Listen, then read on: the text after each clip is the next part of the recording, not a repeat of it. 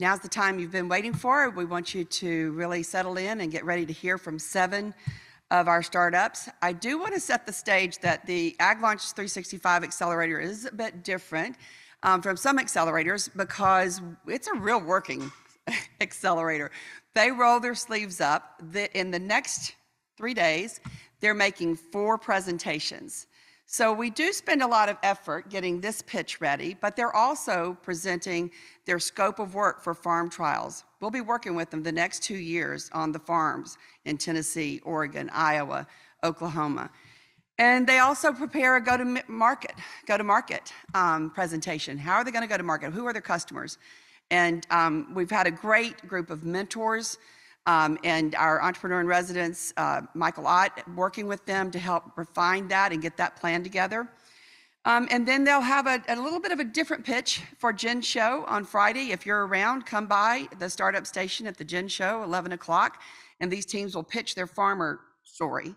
And so there's a lot of work that goes into getting ready. Over the last 6 weeks, they've been diligently rolling up their sleeves and working on each of these areas so that they're ready to really hit the ground running at the end of this week when we'll start farm trials or start that planning for farm trials coming up.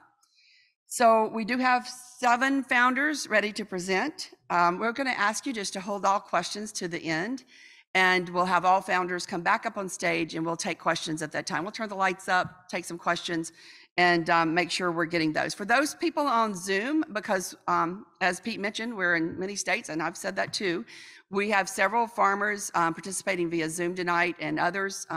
Please feel free to chat your questions into the chat box, and we'll be taking those as well. Each of these teams will be introduced by a mentor, a farmer, or one of our Ag Launch team members who've been working with them throughout the 6 weeks. They won't tell you all the time they've invested, but I will. They've all put a lot of energy and effort into helping these teams understand the market and understand what they can do to excel and, again, accelerate getting to market. So I'm going to turn it over to our first person to introduce, and that's Dave Rylander. Dave and I have been friends a long time, and we're so proud to have him helping us with this program.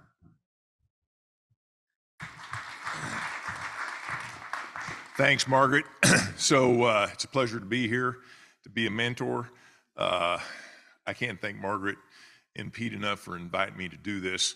So a little bit of my background is I'm retired, and after I retired, I was with Monsanto. I helped launch almost all their biotechnology traits all the way back to 1996. And Margaret and Pete called and said, Dave, now that you're retired, you want to help us out? And I said, sure, I'd love to. So that's why I'm here. I get excited helping these startup companies think outside the box to deliver more yield and help feed the world. So it's my pleasure to be the mentor to Evoa. And Evoa, I've worked with them over the past 6 weeks on the Ag Launch 365 Accelerator Program. The potential for crop resilience and yield increase as a result of Evoa's liquefied biochar product is an exciting development for the ag industry. So I've sat in several sessions with them, and there's a lot of opportunity here with this product that they're going to talk to you about. They're actively working on a way to bring this product called Amplify FYR product to market that makes it easier for farmers to see yield increases and improve efficiency on the farm to help feed the world. So with that, I'd like to introduce Juliette McKay with Evoa, and she is going to come up and tell us a little bit about her product and the opportunities that it will deliver to farmers. So Juliette, I can't see you, but I need that big hat. I'm right here. There you go. Thank you so much. Hello, I'm Juliette McKay, CEO of Evoa. Pretend for a moment you are growing spring wheat in Idaho. A few days after planting, you're hit with a massive cold snap. I'm talking a week of freezing temperatures and soil temps 5 to 10 degrees below normal. 5 weeks after planting, your field might look like this, and you might even be thinking about ripping it out and replanting it. However, if you'd used Evoa's technology, it could have looked like this. And at harvest, you could have had an additional 33 bushels per acre. Our technology is inspired by nature. When I say the word fire, you likely think of destruction, but it is also a time for rebirth. With a few weeks and a little rain, the charred lands become covered with brilliant green grasses. And that's because plants and fire evolve together. And we have found a way to bottle up this evolutionary benefit. We like to call it our fire to vial process. And what I love about this process is it is new and it is patented, but it is also simply elegant in concept. You can think of it like making coffee. Roast, brew, and use it to perk up your plants. We start by making biochar, but not any biochar. We have a highly tuned process with just the right conditions that allows us to create a material full of bioactive compounds. And then we pull these bioactive compounds out to create our liquid extract. Our liquid extract stands out amongst other biostimulants in three main ways. First, it works at low rates, low enough, in fact, to be a seed treatment and even used on crops like soybean. It handles easily. This means that we are able to mix our product with other ag inputs and not have issues with stickiness or precipitates. In addition, unlike microbial products, we don't have to worry about keeping anything alive. And finally, it creates value throughout the entire value chain all the way to the farmer. This is our first product, Amplifier. We're really proud of this product. It is a liquid seed treatment for row crops. It is 100% bio-based, and it is approved for use in organic cropping. Now, when I showed you that first trial, it had a perfectly timed stress event, which really showcases what Amplifier can do. However, that's not going to happen every time, so it's really important to see how Amplifier performs in a variety of conditions. We have completed 35 small plot replicated trials with third-party researchers. We basically are comparing using Amplifier in addition to a commercial seed treatment package versus that same commercial seed treatment package alone. On this graph, you'll see the bars represent the percent change in yield, and the dots represent an estimated grower return on investment. We're really excited that we have about a 70% win rate in these trials and averaged a 6 bushels per acre increase. But what's really exciting is it's giving a tangible benefit to the farmers. 2 out of 3 of these trials have an estimated grower return greater than 3x. Our go-to-market strategy targets market access and speed of adoption. By targeting sales of our products into ag chemical companies, we're able to couple our products with known, existing, used, and trusted products, which really increases the value creation while also decreasing our overhead costs. Our financial projections start by really having a good sales plan, and we've built this bottoms up based on the partners in our pipeline, their crops, and our products. We're projecting to be break even in 2026 as our current partner gains traction and we bring additional partners on. We have the right team to make this a reality. Our leadership team is backed by strong business, industry, and technical expertise. Our sales and marketing team has over 40 years combined in the agribusiness industry. And our research team is led by an expert in biochar and pyrolysis. We really are dedicated to our vision for becoming an innovative leader in climate-smart agriculture, bringing simple solutions to farmers who are looking for an economic and sustainable edge. And that's why we're so proud of the progress we've made over these last 2 years. We have developed our product Amplifier, we have acquired the facility and equipment to produce it, and we have just signed our first partner for a sales agreement, Albaugh. And between the Albaugh agreement and the fact that we're accepted into Ag Launch, we know that there is a desire for our technology in the market. We are seeking $10 million to really give us a 2-year runway. This will give us the time to show how well our product works both on the farm and in the market. Our main milestone for these 2 years will be securing additional multi-year sales agreements for sales in 2025 and beyond. This is going to require a lot of work. Our sales team will have to be hitting the pavement, and our research team will have to be supporting them. Lab research and farm trials will allow us to make more focused claims and also register our product in additional regions. Additionally, using the same core technology, we are looking to develop differentiated product offerings, specifically an optimized product for corn seed treatment and a formulation to be used in furrow. By doing this, this work will let us access additional acres and additional crops, but most importantly, it'll be able to let us create a higher value proposition for our partners and ultimately make us successful in meeting that milestone of additional sales partnerships that are built for the long term. We look forward to you being the spark that brings fire to farmers. Thank you so very much.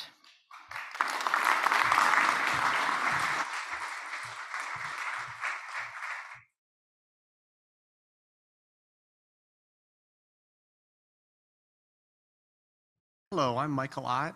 I'm the founder of Rantizo, which is a graduate of the Ag Launch Program. Rantizo is a nationwide drone spraying company. I've been serving for the last year as an executive entrepreneur in residence with all these teams. It's been an absolute pleasure to work with all of them. I really like John coming up with Motion Grazer because he's also a serial entrepreneur. He's the founding CEO of Vestaron, which has had a lot of success as well. Motion Grazer is bringing artificial intelligence to identify sow health problems and help reduce mortality in an industry that's growing very quickly, but still has a lot of problems. So I'm happy to bring out John with Motion Grazer.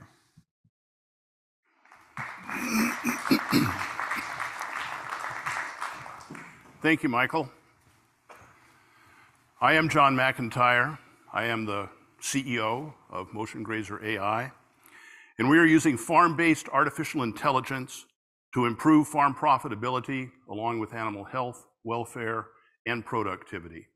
I would also like to say that we are a proud member of the 2023 Ag Launch team. We use a camera, it's mounted on the ceiling, a computer processor, and a proprietary algorithm to the company. And with that, we are able to determine sow body condition and also her gait. And that's important for sows, which we're focused on now, but we will also expand this technology to include other farm animals and that includes poultry. The reason we have focused on breeding sows is that they are dying, like the picture on the right shows. There is an annual cost to sow replacement that exceeds $2 billion in the United States, and worldwide, that number is $20 billion. Of even greater concern is the fact that since the year 2000, annual sow replacement on a farm has increased from 40% to 60%, and we're really focused on getting that 60% back closer to 40. This is the sim kit. You see the camera mounted on the ceiling of an alleyway that connects the birthing and breeding areas of a sow breeding barn. Along with it is the processor, and as the sows walk through that alleyway, which they do 4 times per year, we take images of that sow and give an immediate readout to the grower concerning body condition and also the gait of that animal, and if she requires feed adjustment or some treatment.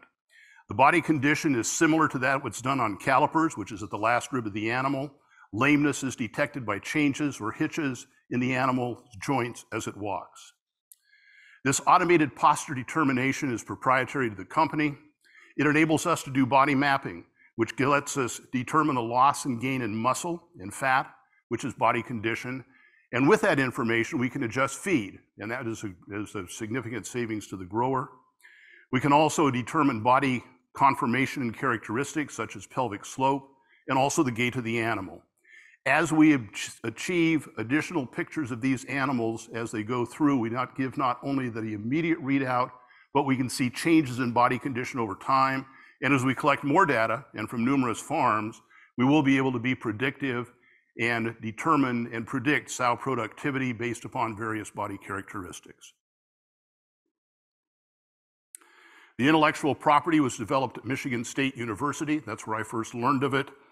We have 2 patents filed, and the company has an exclusive option through the remainder of this year for an exclusive license worldwide to that technology. And we've basically negotiated that license, and we're standing on a term sheet, and we'll complete that soon.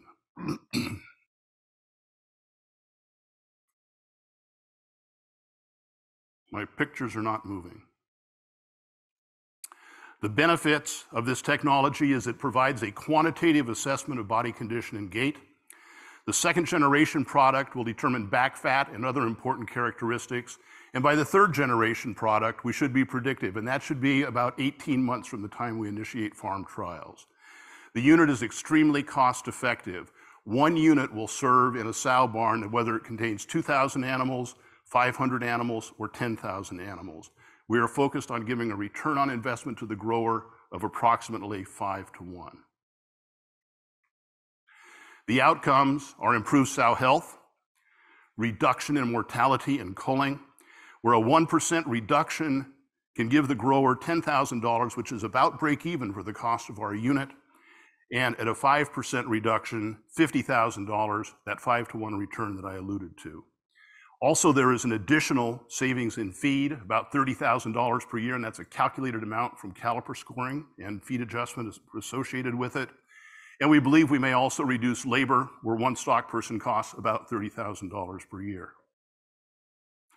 We do have competitors across all of the areas. You can see that in genetics, in feed, et cetera, there are companies doing a portion of what we are doing.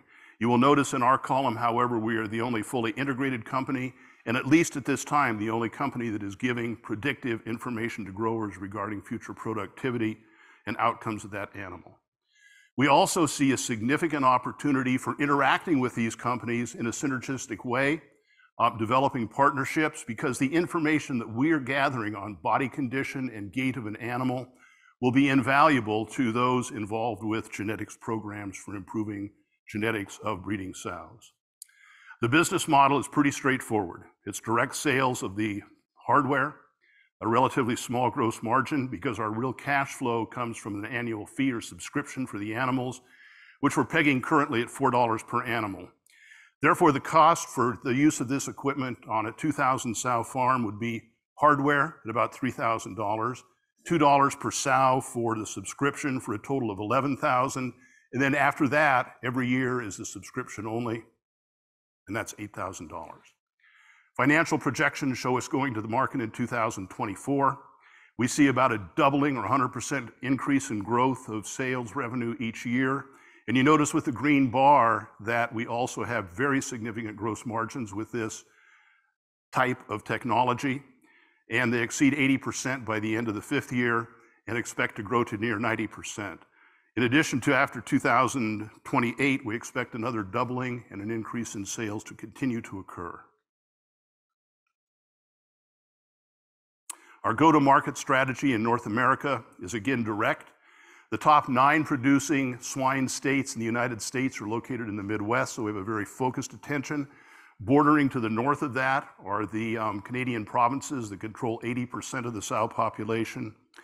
We also, and this is important, want to focus initially on large producers because they are influencers in the market, number one, and also the top 25 large producers control about 50% of the breeding sows in North America.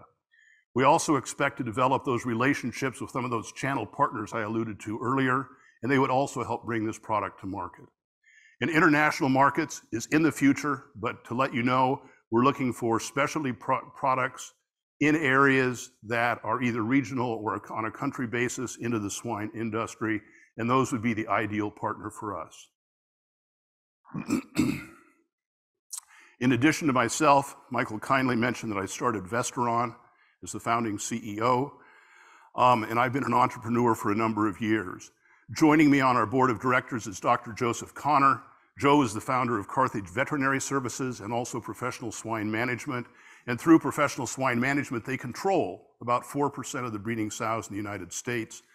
On our scientific advisory board is Caleb Schull.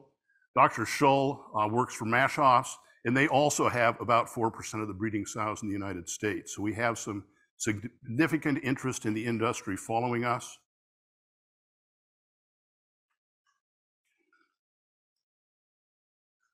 Sorry about this, folks.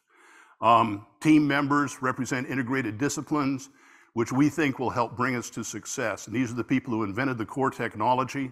They include Madonna Benjamin, who is a veterinarian, Michael Lavagnino, who is an expert on animal joints and their movement, and Daniel Morris, who is our robotics expert. And we believe that with these people involved, in addition to myself, we will be very successful in bringing this to market in a short period of time. We are currently trying to get the money in place to develop our minimum viable product. To do such, we need about $250,000. We hope to close that by the end of this quarter, because in addition to that money, we see $350,000 of non-dilutive grants most likely coming into the company. We are awaiting final word from the NSF STTR program, and then there would be an equal match or a partial match from the state of Michigan. If we are not unsuccessful in bringing in the money from the grants, we would double to $500,000 the amount that we are raising in convertible notes and extend the period to the final close until the end of Q2 of 2023. Thank you very much. I appreciate your attention, and I will be back for questions. Thank you.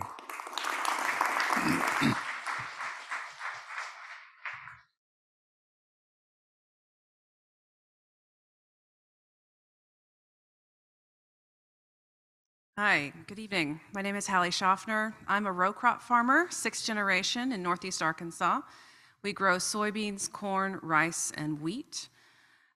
Since I took over the company in 2016, I've been a passionate advocate for climate action. Climate change is one of the biggest risks to the agricultural industry and our global food supply chain, which is why I'm very excited to introduce the next startup, which is TrackerSled. TrackerSled has developed the technology to generate both electricity and fertilizer, which provides resiliency for farms, as well as a reduced dependency on expensive external inputs. And the Ag Launch Farm Trial Program, we are proud members of the Farmer Network. It will help TrackerSled pave a path to success with this innovative technology. So without further ado, Larry Kearns to tell us more.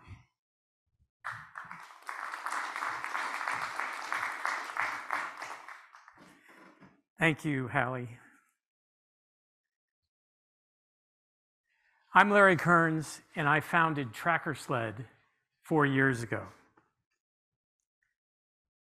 In rural America, ag input and equipment companies succeed as price makers. Farmers struggle as price takers. In October, Arkansas farmer Adam Chappell asked the Twitterverse, when and how does this all end? Our answer to Adam's question is that it ends when farmers own a means to produce energy, fuel, and fertilizer.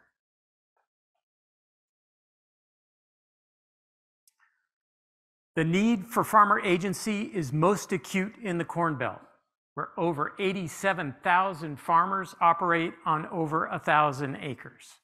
They use 91% of our country's anhydrous ammonia in areas where 87% of the electric cooperatives pay over 5.5 cents a kilowatt hour wholesale. TrackerSled is addressing the high costs of energy, fuel, and fertilizer. We're using solar to do 3 things. Number 1, to increase farm profits by 2 to 10 times. Number 2, to power on-farm containerized ammonia plants to make fuel and fertilizer. And 3, we're using solar to revitalize rural economies. Our Sun Farmer module looks like a 50-foot long trestle bridge with roofs of bifacial solar panels over a reflector as a roadway. Crews will assemble these at the roadside in 2 hours from prefabricated parts before towing them to the field and cabling them together. There are no foundations, there are no fences, there are no moving parts. With a field of these, farmers can generate energy to stockpile as ammonia for fuel and fertilizer year-round. The Inflation Reduction Act is hugely beneficial to farmers. With tax credits, it can fund up to 50% of the cost of solar at $2 a watt, the ammonia plant, and the grid interconnection. Farmers can then transition their fleet and grain dryers to run on ammonia to maximize the price premiums they will earn from companies who have committed to reducing their Scope 3 greenhouse gas emissions.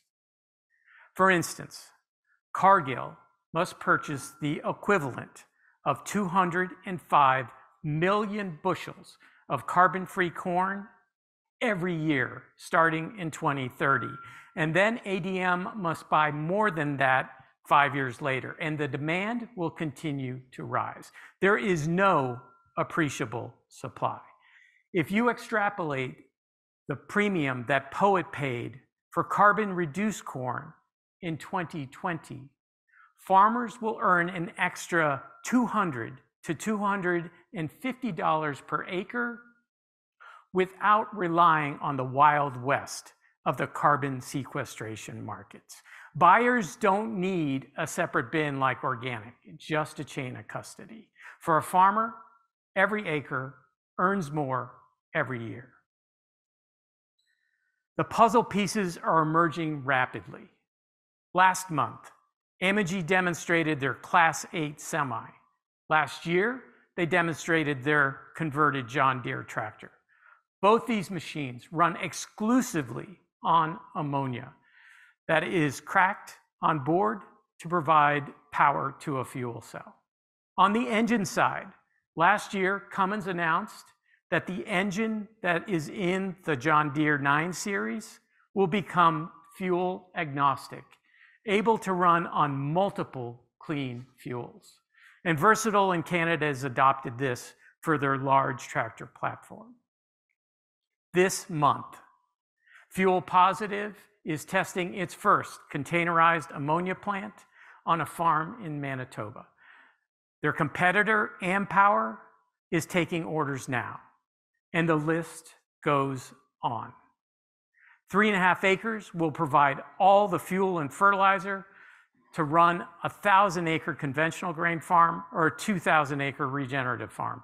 The solar farms and ammonia plants will pay for themselves. Farmers will turn cash positive after the first year, earning internal rates of return between 18 and 95%. And farmers will stabilize up to 1/3 of their non-land operating costs for 30 years.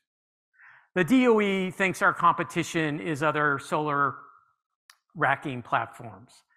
Our real competition is the status quo. It's the vice that Adam talks about, where an autocrat in Russia can quadruple your price of ammonia in 1 year.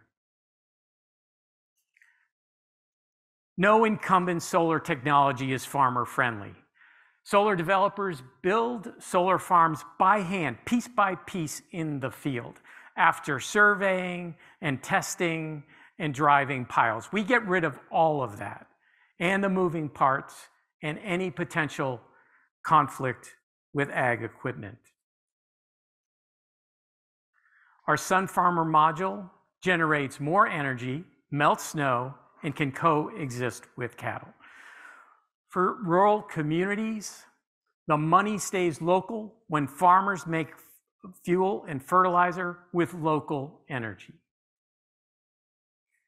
Crews will assemble a 30-year means to produce energy in 2 weeks. Regulators will benefit from having a repetitive module that's pre-certified. And the EPCs that assemble them will be able to share best practices through built software.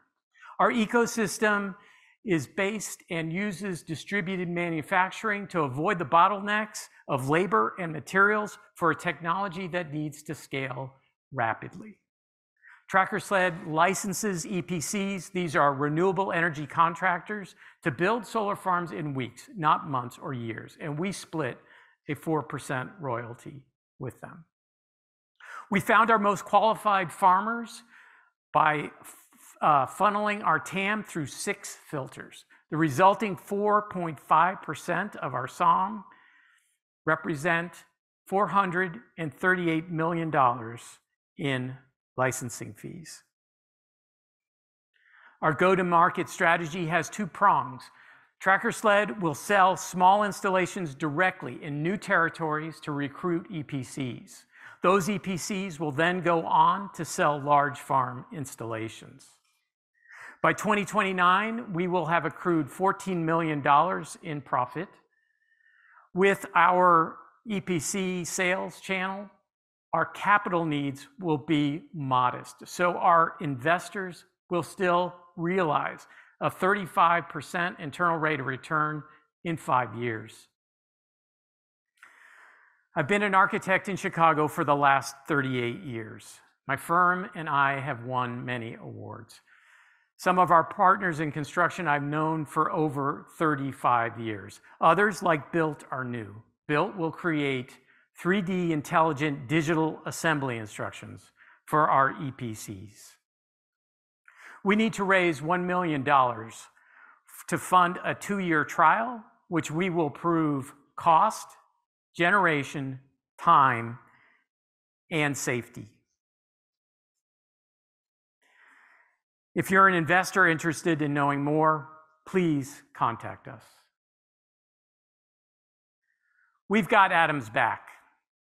We're going to release him from that vice so he can make more profit with less risk while revitalizing his community's economy. Thank you.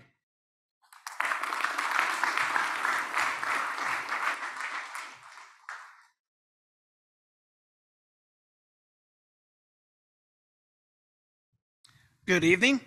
My name is Ray Tyler, and I am the owner of Rose Creek Farms, which is a 1-acre certified organic vegetable farm. We grow about 60 varieties of vegetables year-round, and I've been with Ag Launch since 2017, and it's a real honor to be here with you guys tonight. So tonight, what I want to introduce a really great technology. What I have found, even on my farm, is that insects are a massive issue from every farmer, from organic farms like mine to conventional row crop farms. It causes millions of dollars in economic loss every single year. As a diversified vegetable farmer, I personally have dealt with massive economic loss due to insect damage, and so has thousands of farmers all across the state. I'm really excited tonight to introduce a technology that can detect and identify harmful insects a lot earlier than what we've been able to previously. This technology will allow farmers to target specific insects that we can either kill or remove before it becomes a problem. With this, please let me introduce Francisco D'Elia from BioVerse Labs to discuss his technology. Thank you. Good evening. I'm Francisco D'Elia, the CEO of BioVerse Labs, a crop scouting technology company focused on monitoring insect populations. And that's a tremendous problem we're trying to solve.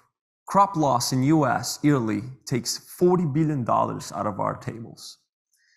And it's not only because invasive pests or native pests are resilient and adaptable. The way we are approaching this is a reactive approach. And the orders of magnitude are costly and non-scale. Imagine if we could predict insect populations the way we predict the weather. We only predict the weather because we have digital infrastructure. We have satellites monitoring our planet. But we do not have sensors monitoring our fields. Let's look at our home state, Florida, where we have 420,000 acres of oranges. We have oranges on our plates, and we're very proud of that. But this insect, the Asian citrus psyllid, which feeds on the sap of the leaf of the citrus tree, transmits a viral disease that basically cripples the citrus tree.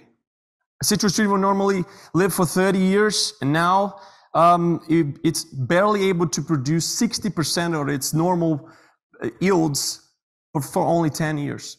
So most growers rip those trees, the contaminated trees, out of the grove and plant again. What happens at the psyllid was also present in California. But California, in partnership with UC Davis, decided to take a different approach. They decided to find a predator, a natural predator, Taxirina radiata, and they bred these insects and released where the Asian citrus psyllid was found, resulting California was able to tap the invasion, while Florida is sinking in it as we speak. So Bioverse decided to tackle this issue by creating the digital infrastructure necessary to be scalable, affordable, and address the problem at the national scale. First, we developed a mobile app that makes it very easy for anyone with minimum digital literacy to snap a photo of a glue card. And powered by machine learning algorithms, the app will provide the identification. And that data can be correlated with treatment schedules, teams can be formed, and consultants and farmers can have a precise measure of insect population. But we also decided to develop a system that could automate this task, so remote areas could be monitored without having to have the human intervention and the dependencies. So we created a mobile app and a sensor. And the app is really simple. You snap a photo of a glue card, define your field, insert the treatment schedules for that field, and you could invite other people to collaborate with you. As a farmer, you could be the account holder, and you are the only one able to edit fields, delete data, while your scouting teams can collect data in and out without worrying about making mistakes. The sensor works pretty much like a cell phone with a solar panel, and it's pointing to this glue card. This is a forward-facing sensor. We also have a delta trap, and it basically snaps a photo every day of that glue trap.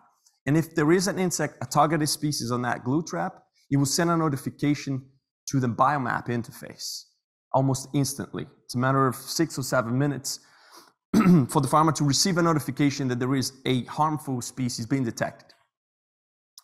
Similarly to biomap, these detections are made with machine learning at the hardware level and can provide insights like this. This citrus grower was monitored for a course of 3 months. And the biggest takeaway was the geographic distribution of the pests in red versus the beneficial populations in blue. And here I'm talking about the Asian citrusillid and the Taxarina radiata in particular. Notice that around the creek area, the Taxarina radiata was much more prominent, while we observed the Asian citrusillid population being hotspots around this southwest corner of this property. So, what was the action? The insecticides account for 11% of the total production cost for the citrus growth. So with this information, the IPM manager crafted a new strategy with a focal point on the southwest corner where the Asian citrusillid was being currently detected, while giving space for the beneficial species to thrive and work in their favor. They also predict a savings of 40% in pesticide applications. Oops. Now let's look at the timeline with this data. We have pests in red, beneficials in blue. Product A was applied on June 2nd, where we had very little effectiveness. Pest populations went up, while product B was applied on June 10th. On June 10th, product crashed the beneficial population and did reduce a little bit of the pests population, but was when product C was applied that we see a real difference. Product C allowed the beneficial populations to thrive while crashing the pest populations. And thereafter, both populations are in a much better balance. So the beneficial species are doing their job and saving these growers a lot of money. So our technology is bringing valuable insights about ecological balance while creating a central point for data collection, improving pest control planning is one of the outcomes, but also empowering farmers to take advantage of biological control and pollinators is also a big advantage. We couldn't price the decreasing the risk of a pest outbreak, but we definitely seeing that our system reduces the risk. And the more users we have, the lower the risk will be, because more data points will be collected throughout the region. There's a huge pressure as well in regards to the amount of pesticides that are deployed into our water systems and water basins. I'm not sure if you heard about, but I'm sure you heard about carbon credits, but biodiversity credits are coming. And farmers will be able to benefit from that if they have biodiversity on their fields.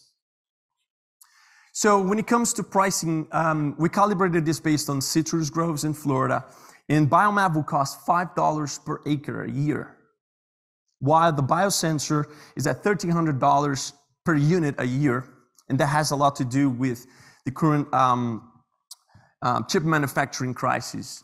But we hope that the biosensor will be a lot more affordable in the near future. So our go-to-market strategy is clear. We have a final product ready to be launched in Florida, and thereafter in California and Brazil, with a total close to 2 million acres of citrus. They are battling Asian citrus psyllid.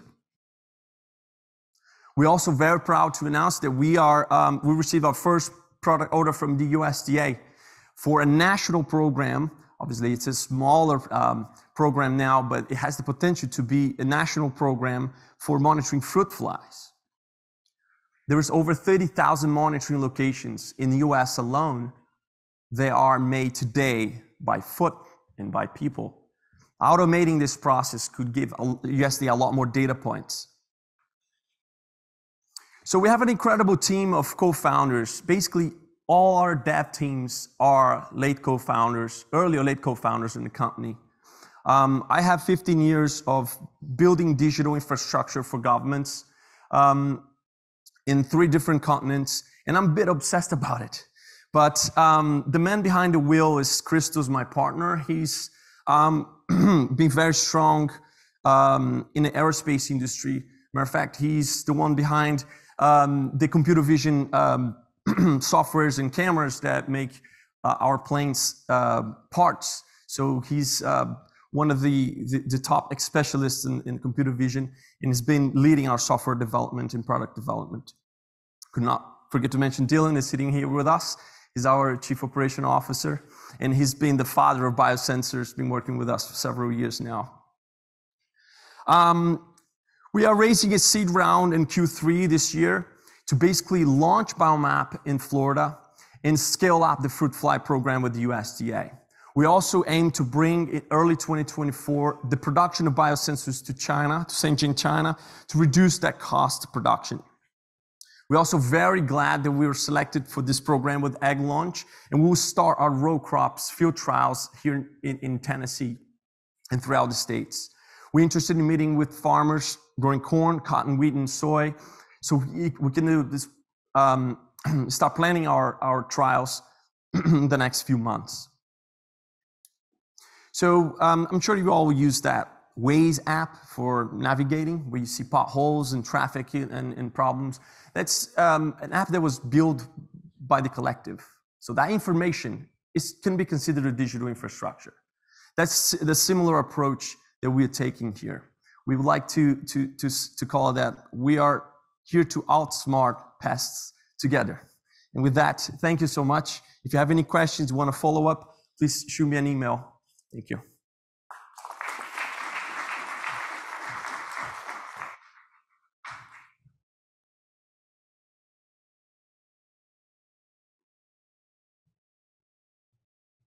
Good evening, everybody. My name is Alex Forsbach. I'm a row crop farmer in Savannah, Tennessee. Been involved with AgLaunch, doing various trial work over the years past. It's an honor for me to be here and introduce the next startup here tonight. Do want to thank Farm Credit and Tennessee Department of Ag for their support. I do want to say I really admire all the startups that have come through AgLaunch, the dedication and the passion to chase a new idea, to bring that to market is not easy, and that's what interests me in helping them. It's my pleasure to introduce GenoTwin. Any farmer in the U.S. today will tell you that biosecurity is a critical issue. From the bird flu to the swine flu, there's always something that impacts our food supply. The technology that GenoTwin has developed allows producers to be proactive with the identification of costly pathogens and diseases. Let's give a warm Tennessee welcome to Connor.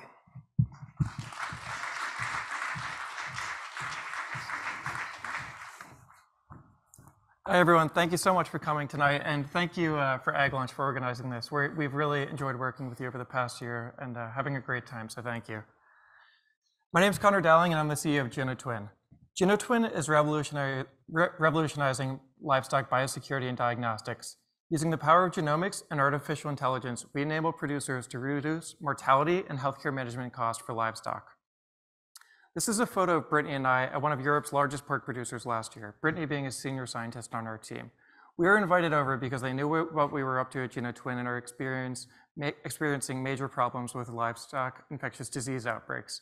Now, this producer is experiencing between 10 to 15% an annual mortality rate for infectious diseases. They're overspending on diagnostics, vaccines, and antibiotics. Brittany and I came away from this trip, and we really noticed a massive gap in the market between what producers and veterinarians need and what's currently available on the market. Unfortunately, this isn't limited to just this one producer. This is an industry-wide problem. Half of all piglet deaths are due to infectious diseases. Infectious diseases impacts weight, resulting in lower yield, which obviously impacts revenue.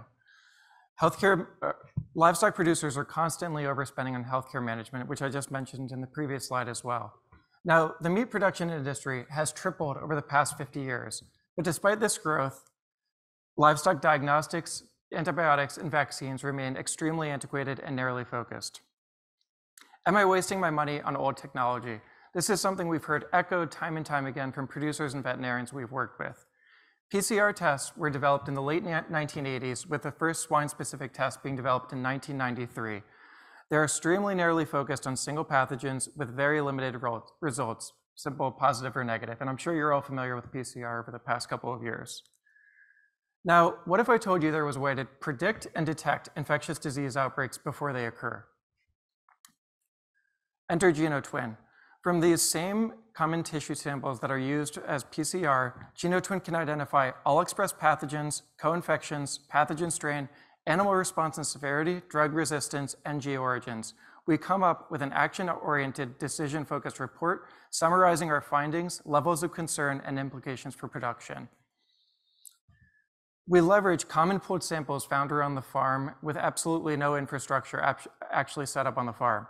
We can collect samples in 10 minutes or less, which are then sent out to our lab partners.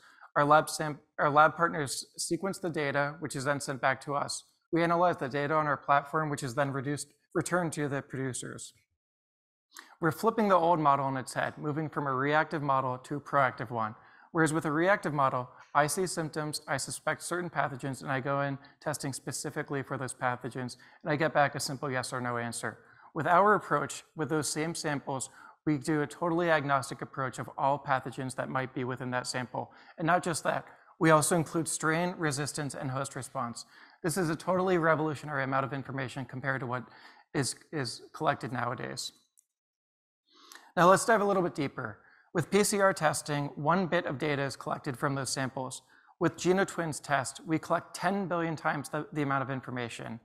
Current standards often miss the target and can leave production and veterinarians operating like a horse with blinders on, only looking for the target that they're looking for. I'm going to dive in a little bit into what I actually mean by that. So let me give you a specific example of a veterinarian that we worked with. Now, this veterinarian, working with his producer, they recently acquired a new farm with 1,000 gilts. Their existing herd was PRRS positive but stable, and the new herd was PRRS positive. They decided to reconfirm this with PCR testing, which obviously both came back positive. They thought, you know what, it's fine. We know they both had PRRS. We can start introducing them into the herd. A few months later, they noticed a huge spike in abortions, way too much to be caused by PRRS alone. They had no idea what was going on, so they sent the dead piglets out for autopsy. The dead piglets came back positive for Brucella. Now, going back to the horse with blinders example, they weren't looking for Brucella, they were looking for PRRS, so they missed it. They had to treat the sows and gilts with antibiotics twice, which was obviously very expensive, and lost hundreds of lives to this. The bottom line is standard testing did not prevent significant losses from infectious diseases. You might be asking yourself, if this is so great, why hasn't anyone done this before? In the year 2000, it cost $100 million to sequence a single genome. It now costs a few $100s, and that's dropping by about 10 to 15% per year. This has never been commercially viable before. It's also extremely complicated what we're doing, and I'll get to our team later of why we have the expertise to pull this off. You'll notice on the right-hand side, as the global meat production industry is also growing, this is a perfect time to bring this to market. Our business model is based around a software as a service for both collection and analysis. Using a 5,000 sow farm example, we're estimating about $600 per sample, and for this example, 3 samples per week or 156 samples per year, which comes to just 67 cents per pig. Now, from that same example, 5,000 sow farm, the payback on cost is tremendous. If we can reduce mortality by 5% from 15 to 10%, that's $1 million of unlocked value. If we can increase the weight per pig by 8 pounds, that's unlocking close to $500,000 in revenue. And this doesn't even include the lowered cost of more targeted healthcare management. There's pretty much endless significant opportunities to scale beyond this. We're first focused on swine for the next year, working with AgLaunch and pilot partners, but we have big plans beyond that. We can go into other markets, including poultry and cattle, and then all of the data we'll be gathering over the next couple of years will be very useful for genetic companies, therapeutic companies, vaccine companies, and even companion animals. There's actually even opportunities to use this on the human side in the future. GenoTwin was founded out of the lab of Raul Rabadán, professor of systems biology and head of mathematical genomics at Columbia University. Raul is widely considered a pioneer in the genomics field. I spent 5 years at Weill Cornell Medicine, where I helped start and run the BioVenture Entrepreneurship Lab. I'm joined here tonight with Jess Rao, who spent several years at the CDC, and Brittany Suntner, who has a background in environmental engineering. We have three members of the National Academy of Sciences on our scientific advisory board, and I also want to point out Jim Lowe on the top right-hand side, who's widely considered a top commercial veterinarian in the US. GenoTwin is ushering in a new era of livestock biosecurity and diagnostics to reduce mortality and health management costs in livestock farms. We're currently fundraising between $1 to $2 million, and we would love to chat with you if you're interested. Thank you so much.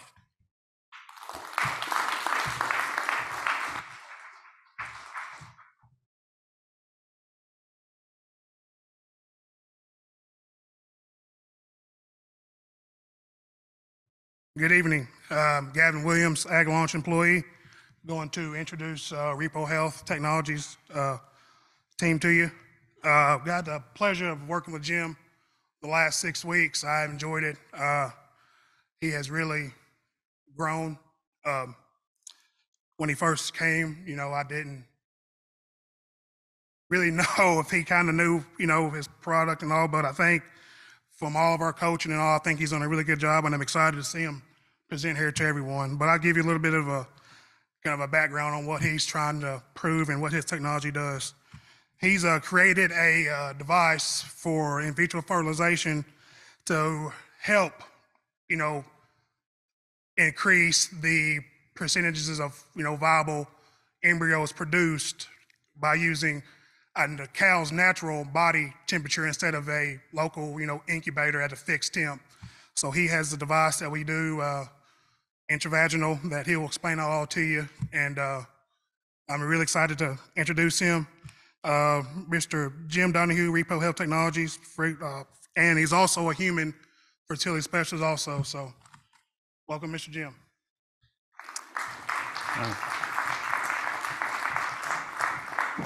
Thanks, Gavin, and it is really great to work with the AgLaunch group. My name is Jim Donahue. I'm the co-founder of Repo Health Technologies, and we are using biomedical engineering and embryology to create devices to improve cattle production. I don't know if many of you guys know this, but actually human in vitro fertilization started with cows. This picture in the lower right-hand corner is Dr. Bob Edwards. He did the very first the first human in vitro fertilization in the world in the late 1970s, and actually got the Nobel Prize for it. I did some of my training in England related to my master's in embryology, and I like to think that we're using what we know, which came from the cows, came to the humans, and we're bringing some of this technology back to improve it. Assisted reproduction in cattle involves artificial insemination, embryo transfer flushing, and in vitro fertilization, or IVP, in vitro production. The most advanced technology is the IVP. Unfortunately, it doesn't work as well. Only a quarter of the eggs that are created produce a viable embryo. This low efficiency means that farmers often lose hundreds of dollars on failed procedures or just getting a few embryos. They lose productivity. They have to transfer their animals often to regional centers for oocyte pickup, and there's increased stress on the animals. This cow here you see is Kate. She belongs to the son of my co-founder, Dave. Kate actually was the very first cow to do something really special, which you're going to learn about shortly. So the problem we're dealing with is the inefficiency of cow in vitro fertilization. It is basically a technical issue where the embryos don't grow well in the lab incubator. Of course, the lab incubator is fixed at a continuous temperature throughout the 7 days incubation. The animal's temperature, as you know, changes throughout the day. That's the natural environment. The schematic basically shows the process problem, where the cow is often taken to an ovum pickup center. The veterinarian will then retrieve the oocytes and then ship them overnight to a regional IVF lab, and in fact, some are several states away. There, they will mature the eggs, inseminate them, grow the embryos for 7 days, and then either freeze those embryos or ship them back for embryo transfer with the local veterinarian or the farmer. So this is a very complicated process that certainly plays a role with this poor efficiency. The solution to this is intravaginal embryo culture. This little device I have in my hand actually does the same job as that incubator. It has complex culture media in it that grows the embryos for these 7 days. Just briefly, you can see Dave here doing ovum pickup. We then basically mature the eggs, inseminate them, and then drop those complexes into the device, which is then attached to a seeder, which all of you are probably used to using, in the cow's vagina. Then we remove it 7 days later. This embryo picture you see here is actually the first embryo ever created in one of these devices about 2.5 months ago in our first proof of concept study to be transferred into a recipient. To dive a little bit deeper into how this works, it begins with ovum pickup, a standard procedure. The eggs that are obtained are a mixture of mature and immature eggs. The picture on the left-hand side that you see is a mixture of these immature and mature eggs. We expose them to special media, and then those eggs mature, and you can see all those cells surrounding that. Those mature eggs are the ones that can be fertilized. Semen is then placed with it, and then those are loaded into the device. It's not a very high-tech system that we have with respect to the holding device, but we need a device to hold it in. It's essentially attached to a seeder. And again, 5 to 7 days later, we remove it, uncork it, and take the embryos out to be either transferred or frozen. So what are the benefits of this? Well, it solves the problem of incubating in the labs. The embryos are grown in the cow's vagina on-site at her specific unique body temperature. So this little device that we're holding in our hands is doing the same job as that big lab incubator. It allows the farmer to optimize genetics, whether it's milk production, beef optimization with multiple offspring. And artificial insemination is going to give us one offspring 9 months later. Here, you can have multiple offspring of the best genetics. With cryopreservation, you can meet supply and demand in the future. And for beef dairy crosses, dairy farmers are often doing beef dairy crosses. Here, the dairy farmer can have the dairy cow having the 100% beef cow, which is improving their revenue even beyond the beef dairy cross. The market for cattle production is massive. It's over $66 billion. The serviceable obtainable market, addressable market rather, is animal genetics. That is embryos and semen, which is over $6 billion. The serviceable obtainable market, cattle replacement's over $1 billion. We are targeting the in vitro fertilization market. There's over 200,000 ovum pickups done in the US, EU, and Brazil, which is actually where we have our patents. And at $250 per procedure, for an investment could generate as much as $54 million a year. Our competition is these current IVF companies. Transova was recently sold for over $180 million to a South American company, and Bovatech had a Series A, which was $5 million. So there's a lot of interest in this technology with investors. We are basically taking a complex process, making it simpler, and growing better embryos because we're growing them more naturally. Our business model is that of device sales, culture media, and semen separation as a package. There's about 4,000 large animal veterinarians in this country that are doing this, and they're our target market initially, as well as potentially the national IVF companies as well. And we've had a conversation with IMV Technologies, which is a major company distributing reproductive devices. Our founding team includes myself. I'm a human fertility doctor. I did the first intravaginal culture in our state of Indiana about 5 years ago. A lady got pregnant with twins, and I said, well, what did we really do? It was a different incubator, beautiful babies. I thought, well, I think we can create a new device. I'm no engineer. I met Michael Witt, who's professor of biomedical engineering. And what we're really talking about is engineering. It's growing cells in an incubator. And Dave Dixon is our large animal vet co-founder. Dave's highly respected, does a lot of different unique procedures in our state. We've got some great advisors. Matt Musselman is the Chief Operating Officer for Dairy Farmers of America. We worked with them last year, and Matt's very interested to help us bring this technology along because I think he can see the great benefit of it. Also, they're a potentially great first customer in that they're spread out throughout the United States with over 13,000 farmers. Ed Robb is our he's another veterinarian who's helping us with some development. As of 2022, we did a great job. We made our first prototype. We created an embryo. This year, we're working on device production with a national company. It's several phases throughout the year. Ag Launch, we're doing our current work with them right now, and with Cal Poly to do studies later on. We're also developing more intellectual property and working on some special media things. So this year, we're going to create a lot. We have a seed round of $800,000 to accomplish all of these things. We expect our first full year in 2024. Even 10% of the cow IVF market would be $2.5 million. 20% the following year is over $6 million, and 3 times that amount the following year.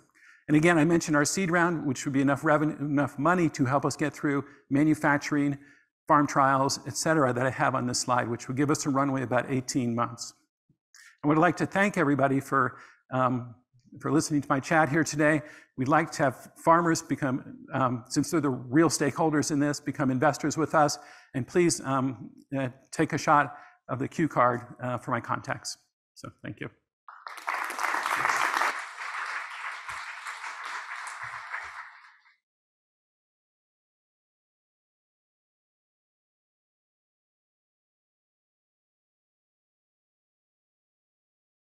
Good evening. My name is Lawston Rowe, and it's been a pleasure for me to work with the Ag Launch Mentoring Group as a mentor. I grew up on a farm in Mississippi, and I've always been interested in agriculture technology. Went on to have a career with the DuPont company as an agricultural scientist, did a little bit of marketing, did a little bit of product launches. So this has been a real treat for me to use some of my knowledge, use some of my experience, and share through the Ag Launch program some of the things that I think are needed to get new technology to the marketplace. And lastly, it's my pleasure to introduce our last but not least, our last speaker, Sentinel Fertigation. Sentinel is a company that is focused on really bringing a digital technology to the marketplace that will help us in nitrogen utilization. And in my experience over the past few weeks working with Mr. Jackson Stanzel, he has something there. We're excited about what we're going to be able to do with this. So with no further ado, I present Mr. Jackson Stanzel with Sentinel Fertigation. Thank you.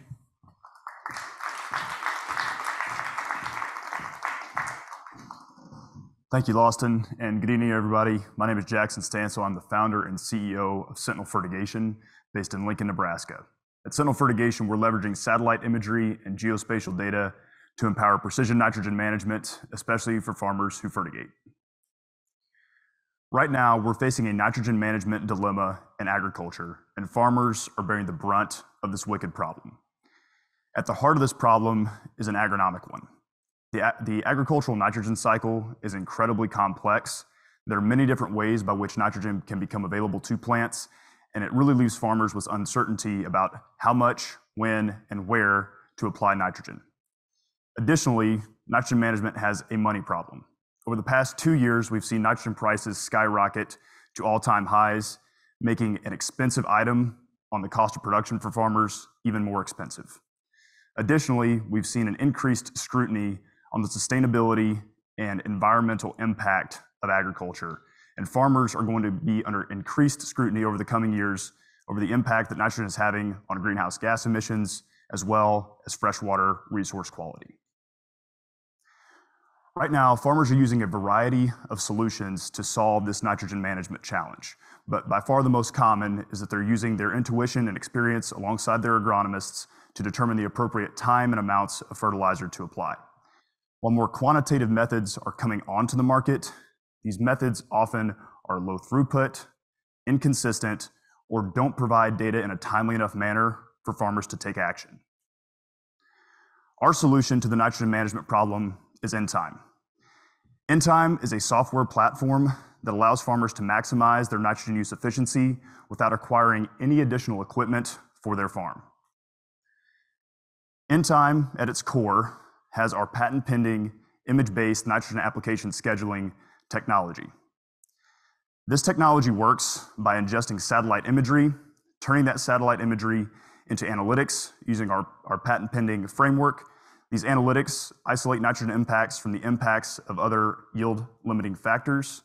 They also allow us to compute a nitrogen sufficiency index, and additionally give us a 7-day crop need outlook, which is critical for allowing farmers to stay ahead of imminent nitrogen deficiency in their crop.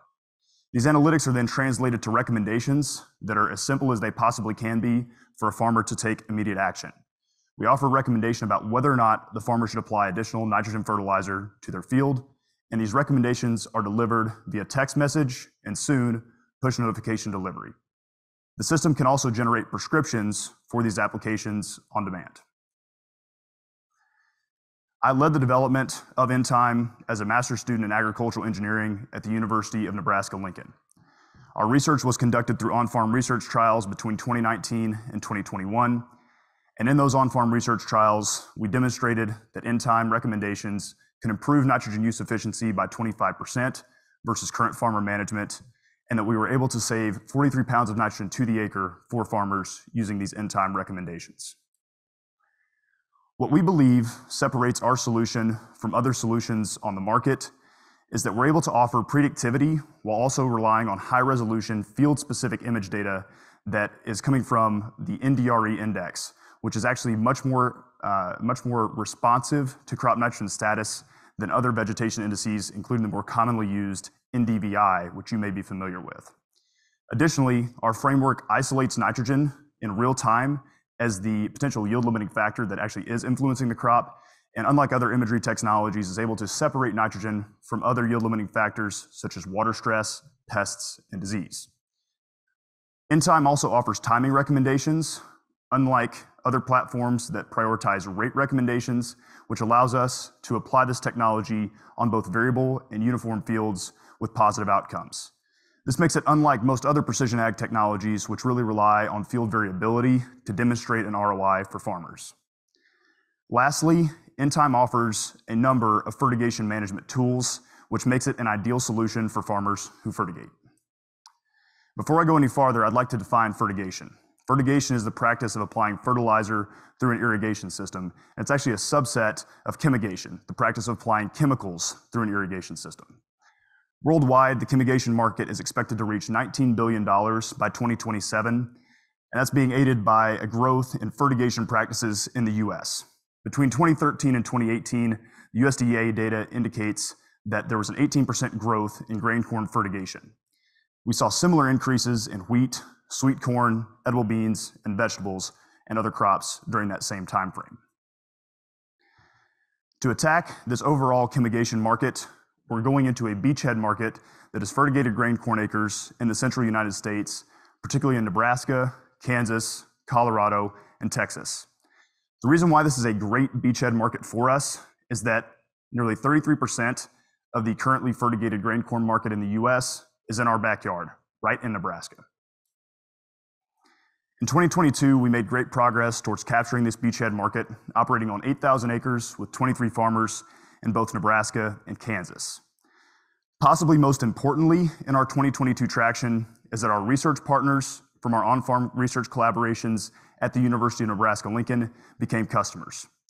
These former research collaborators represented over 2,200 acres of our 8,000, and we even had one farm's entire irrigated acres in the platform in 2022. One of our new farmers who had not been a research collaborator but joined the platform in 2022 has already decided to enroll all 1,730 acres that are irrigated on their farm for 2023, an increase of 1,000 acres from what they had enrolled with us last year. That's because in 2022, we found that research equals results.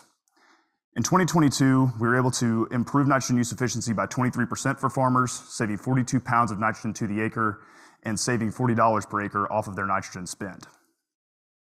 This brings us to our value proposition, which is we allow farmers to save $40 per acre with the recommendations that are provided by Entyme. We're getting Entyme into the hands of producers through our Sentry Network, a network of organizations with trained agronomists who have been educated on how to sell and service Entyme to their farmer customers. We sell Entyme at $6.25 per acre to these service providers, and they sell it at $7.50 per acre to farmers that they currently serve. We believe that we have the right team to continue building Entyme and getting it into the hands of producers with experience, including John Deere, Corteva, Raven. I personally graduated from Harvard in 2019 with a bachelor's in engineering sciences, and I've graduated from the University of Nebraska with a master's in agricultural engineering. We're currently seeking $4 million for 24 months of runway through 2024. With that $4 million, we plan to accomplish these future milestones, including building the Entyme mobile app, getting 40,000 acres enrolled in our platform for 2023, getting 200,000 acres enrolled in our platform for 2024, and continuing to build towards additional crops, additional nutrients, and building out new calibration techniques. If we accomplish these milestones, we believe that we will have an excellent opportunity to exit because corporations are continuing to build their digital agronomic offerings through mergers and acquisitions activity. We believe we'll have opportunities to exit in the irrigation, ag retail, fertilizer, and seed and chemical verticals within the agriculture industry, with irrigation being the most likely outcome for us. And with that exit strategy, we believe that we can continue to scale this technology and making it available to farmers everywhere to fertilize for the future. Thank you very much. I'll be happy to field any questions during the Q&A period or out in the lobby.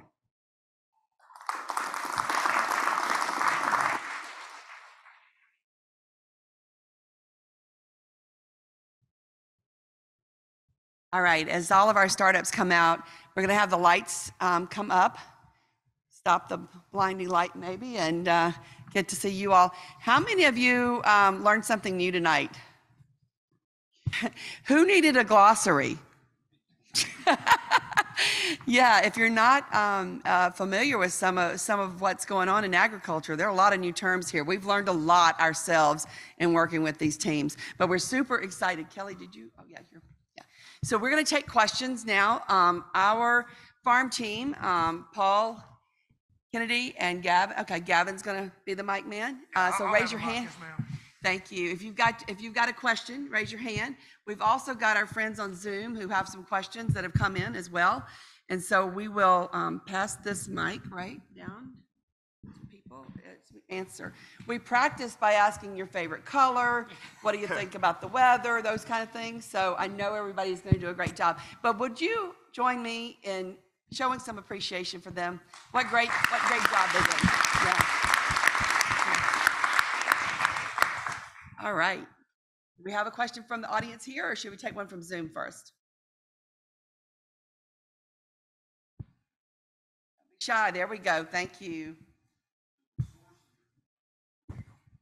So the source of your biochar will be derived from what area of the country, and what are the precursor materials, and do you see there being some advantage with renewable fuel standards and deriving your product from those types of operations?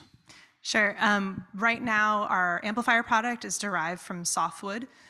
So that is our first kind of technology focus. We do know, we've done enough experiments to know that other feedstocks are also potentially interesting to give different and unique products as well. We are at the moment, we have not decided where long-term things are going. Currently, we are actually working with the university to supply our biochar feedstock, but we definitely have interest on figuring out where that should go. So as a follow-up, and I don't know if you intended to pitch your product in this way, but is your product an emergency rescue product, or is it something that should be used in the normal course of production? Normal course of production. We're really focusing this year's trials particularly on early planting to really show that we can use our product to improve kind of that resilience to cold stress in the beginning and really get a better establishment and then higher yields from that way.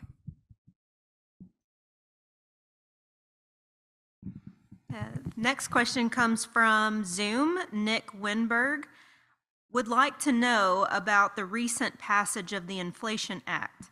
How does that impact Tracker Sled's go-to-market strategy? The Inflation Reduction Act is an accelerant.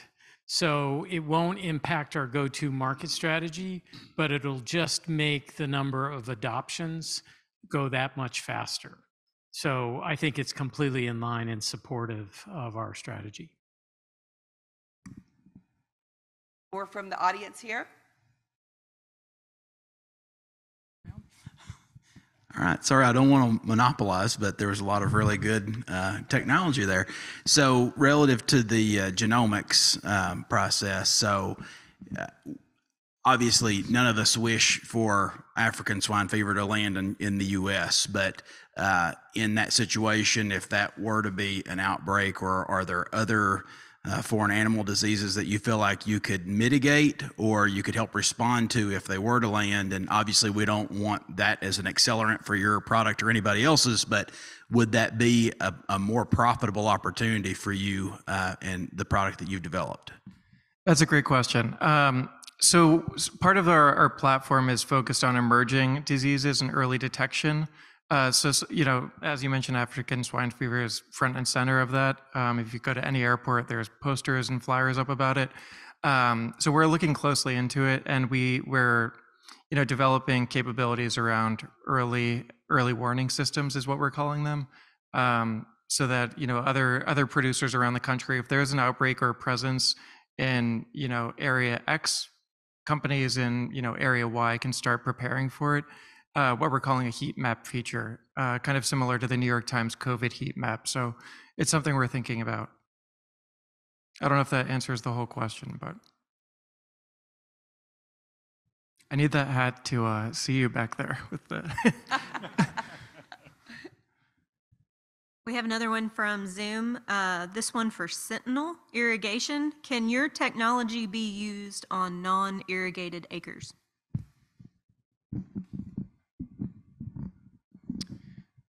It can. So the way that I'll answer this is really what's critical for our technology right now is the ability to make multiple applications over the course of the growing season. It's really a nitrogen scheduling technology. What we're really excited about is Bayer's Smart Corn platform and some of the opportunities that may unlock. There are not currently a lot of producers that are making multiple nitrogen applications during the season in rain-fed crop production, but certainly with sustainability being a major emphasis in season management seeming to be the right management strategy when it comes to nitrogen, being able to get through short stature corn into the tassel and reproductive stages may open some doors for us there, which we're excited to take a look at. All right, back to our audience, our live audience. Any questions for the teams? One right here, yep.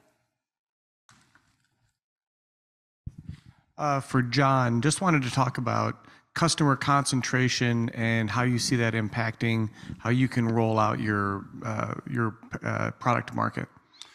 Yeah, the swine industry is very centralized into 9 Midwestern states. So we can initially focus in those 9 states. And on top of that, the swine producers themselves, the large ones, if you look at the top 25, they control over 50% of the market. So we really are going to have a pretty focused attack on the market, both from a regional standpoint, statewide, on which growers we want to approach first. And then that also spreads north into Canada, where 80% of the swine production are in the provinces that abut the Midwestern states of the United States. I think Kelly's got a couple from Zoom. This next one is for Repro Health. How is your product different from what the current practice is today with IVF technology? It's completely different. It's really, truly game changing. It is a different incubator. And I think when I showed everybody the big box metal incubator, they're grown in this. The important thing to realize is that embryos are grown in culture media, and it's really the culture media that grows the embryos. What this is truly a different incubator. So it is upending their model, because their model is one of transport, and it's a patented technology that has the potential to truly change their model. So I think it's significant. Have another one from the audience here. Gavin, right down front. I have another question for Repro Health. I've heard a lot about changes in cattle breeding in terms of advancing genetics. Mm-hmm. How does your product play into the advancements that are being made? There is some concern with cattle production, cow in vitro, with large calf syndrome, with epigenetic issues. And in fact, is that a product of being grown in the incubator? As far as the genetics, a dairy farmer who has one cow that will make 30% more milk than another, well, they would like to have multiple offspring from that cow. With an AI, they're just going to have one. So I think from a genetic standpoint, from the donor and the semen, it's optimizing that combination to create the best animal. And so I think from a genetic standpoint, is multiple offspring of their best animals. And I think this issue of epigenetics, which is a concern that many people have, borne out in some studies with in vitro culture. So if this is a more natural way to grow the embryos, then hopefully there will be less of these epigenetic issues that people are potentially dealing with. So I think it's, hopefully that answers the question okay. So. Anyone else? Last one from Zoom while we're getting the mic to him. This one's for BioVerse. A lot of current traps only identify the pests, but yours tracks beneficial. What kind of actions can come from tracking beneficial insects? So tracking beneficials is crucial to understand the balance of the field. So especially if you're using treatments that hurt beneficials more than pests, you may be missing on opportunities of using that natural defense that you may have in your field, or nurturing that natural defense. And that plays a big role in pollination as well. Like, it's not interesting to be, taking down pollinators to address a particular pest targeted species. Back to Dr. Donahue. So you said you definitely see that trend in beef on dairy. Did you all extrapolate the economic advantage of going beef on beef and using the dairy cows as the incubators? We've looked at that, and it's a significant advantage. Absolutely.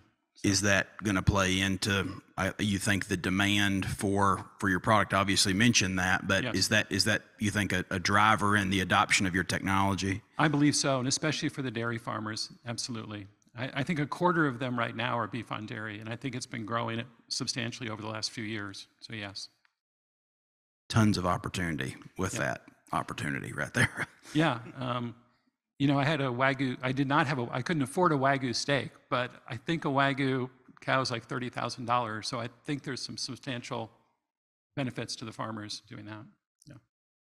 We're going to take our last question from Zoom, and then we'll wrap up with a couple of comments. All right, this one from Tony Simpson.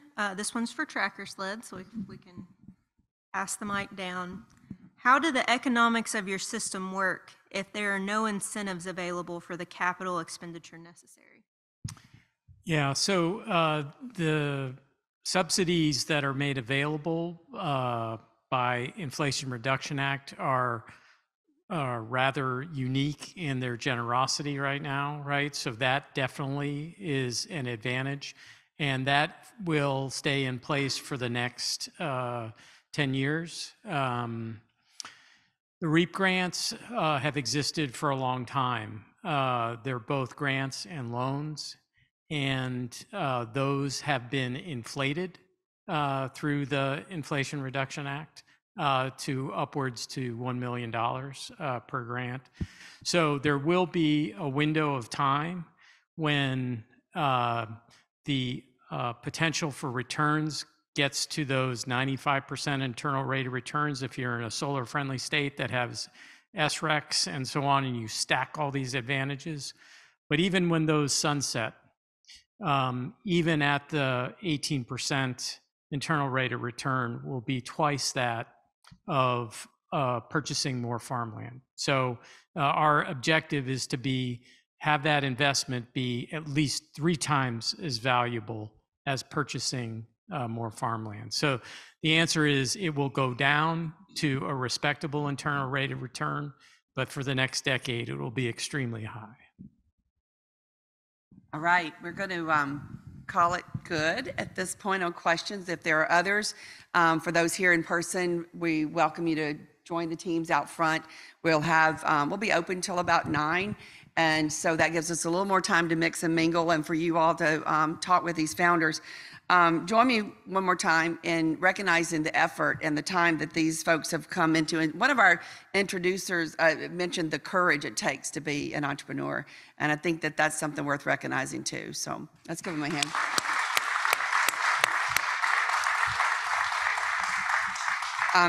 You know, it takes money. It takes money to do this. And I want to acknowledge our friends at Ag Ventures Alliance.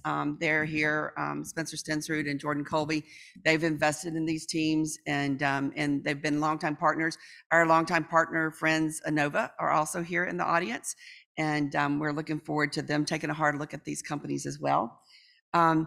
We do want to thank Farm Credit one more time and Tennessee Department of Ag for getting us started. So we're happy you're here. Really appreciate your support. Look forward to you.